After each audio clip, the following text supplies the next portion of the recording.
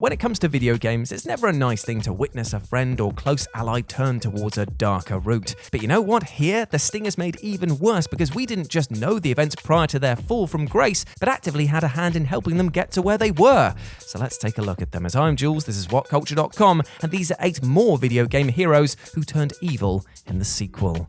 Number 8. Jin Kazama, Tekken 6.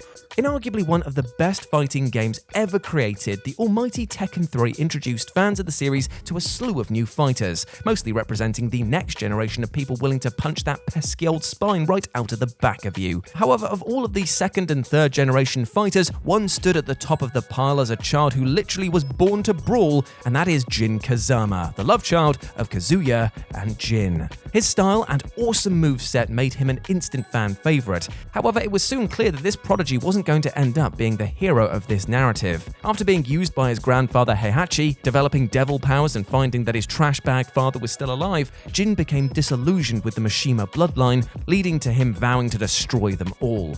Yet, the rotten apple didn't fall far from the tree, and soon enough Jin had disposed of his rivals and taken over the family company Mishima Zaibatsu, and set out using the vast wealth and power it gave him to put a stranglehold on the world. Luckily, the ending of Tekken 7 does seem to be setting him up to be the hero once more, but man did he have a dark time during what one could call his gap year. Number 7. LEVANT, Jade Cocoon 2. For those of you who haven't played the Jade Cocoon series, then you are missing out on a slice of brilliant JRPG fun. The titles basically play out as if Pokemon was more obsessed with bugs and even more insane. Seriously, just trying to follow the plot alone might drive you mad thanks to the ridiculous twists and turns it takes, and getting to grips with its battle system does require a huge level of tactical planning. Still, if you can break through these moments, then there is a wonderful experience just waiting for you. That being said, for fans of the original, Jade Cocoon 2 turned into a bit of a bittersweet moment, because at the close of the game, the hero of the original title, Levant, turns to the forces of evil when he's infected by an evil spirit, causing him to want to destroy the forest and cause widespread suffering. And speaking of suffering, the battle against him in this form can take up to half a bloody hour. Imagine getting him to his final evolved form and then dying only having to sit through all of that wonky dialogue again. Truly, that makes him the real villain, right? Number 6. SIEGFRIED, Soul Calibur.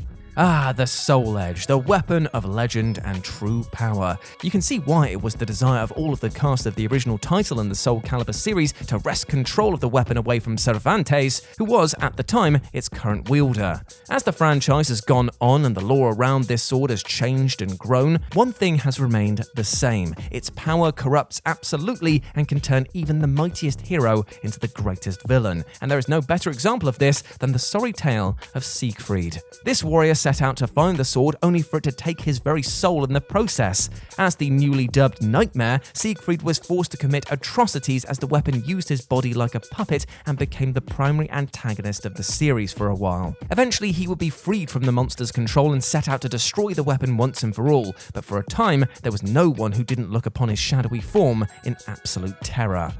Number 5. The Jackal, Far Cry 2. Isn't it lovely when fan theories are finally proven to be correct by the developers? It's that beautiful bow on the gift that is then handed back to the fandom as a reward for spotting the tiny details that sometimes go unaddressed for decades. Such was the case of Far Cry 2, which during an interview with Clint Hocking, who was the creative developer of the game, revealed that the fan theory that the protagonist Jack Carver from the original game and the primary antagonist of the sequel were in fact the same person.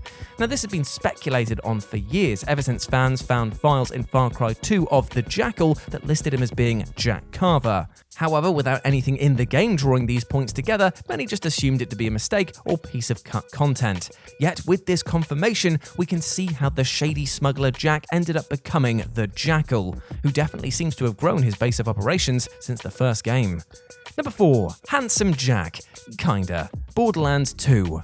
Now, let's be clear about something. Handsome Jack is a very, very, very bad guy. I mean, after all, there's a special place in hell for those that imprison their own offspring to use them as some sort of cosmic battery to power their evil schemes. However, in the narrative of Borderlands, the pre-sequel, he's painted in a much different manner. I mean, don't get me wrong, he's still a backstabbing, conniving little shit. But to be honest, when you're rolling in the Borderlands universe, everyone is a deep shade of grey on the morality scale. I mean, hell, the heroes of the story gleefully kill people without a care, so the of baseliners all over the place. Plus, if it makes you feel any better, you're technically playing as a clone of Handsome Jack thanks to the Doppelganger DLC pack that was released for the game. Therefore, technically you're not responsible for the many crimes and horrors that Jack has committed, as you're a separate clone of him. However, it does look like the Doppelganger has fallen on some pretty rough times come the sequel in Borderlands 2, as here he's gunned down as a mini-boss by the Vault Hunters in fairly short order. Still, it was fun while it lasted. Number 3. CODY TRAVERS, Street Fighter Alpha 3.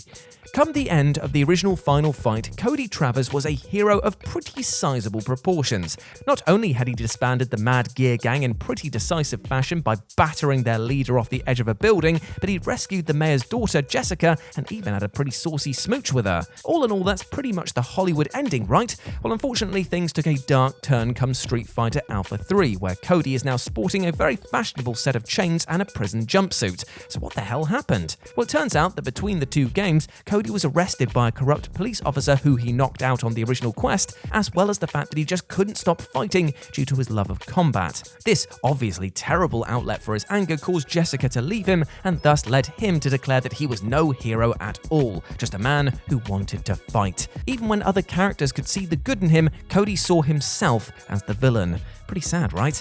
Well, don't worry, because in later appearances, CODY does seem to have found his purpose once more, becoming the mayor of Metro City after having his crimes forgiven by Hagar. Talk about a turnaround, right? Number 2. TALION, Middle-earth Shadow of Mordor.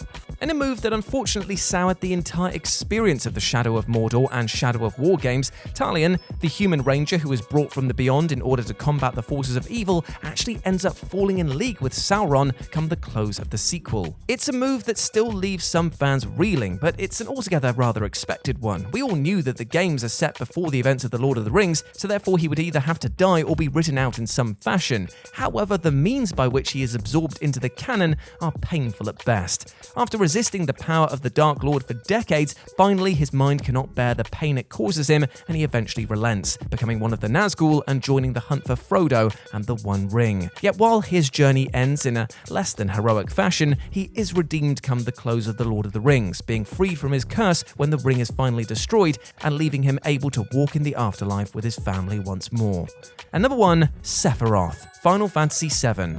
It's so strange to think of Sephiroth as being anything other than the meanest villain ever to grace a video game disc, especially seeing his continued representation of his character across Final Fantasy, Dissidia, and Kingdom Hearts basically cements him as a guy who would throw your nan in a sack and then beat the tar out of it with a mallet just for a laugh. Yet for those who delved back in time to Crisis Core, Sephiroth would come to take on a whole new light, as the title focused not just on Cloud's journey to teenage angst, but also of Sephiroth's own conflicted and emotional tale. Starting as a rather friendly, if slightly aloof character, Sephiroth presents himself as somebody willing to pitch in for the team, and goes out of his way numerous times to help his allies in a pinch. This, coupled with the praise that many lavish on him, builds the image of a man who would never, ever falter. Yet, as Sephiroth learns about his past, his attitude begins to change, and we see his facade fracture, revealing the villain that we all knew and loathed from our childhood. It was a painful journey indeed. And there we go, my friends. Those were 8 more video game heroes who turned evil in the sequel. I hope that you enjoyed that, and please let me know what you thought about it down in the comments section below. As always, I've been Jules. You can go follow me over on Twitter at RetroJ0, or you can swing by Live and Let's Dice, that's Dice with a C, where I do all of my streaming outside of work, as well as my Warhammer battle reports, and it'd be great to see you over there.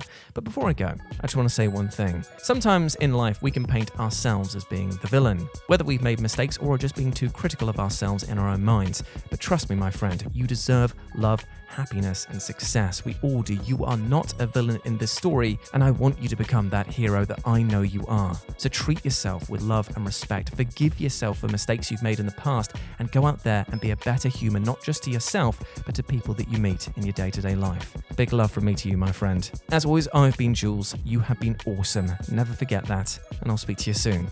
Bye.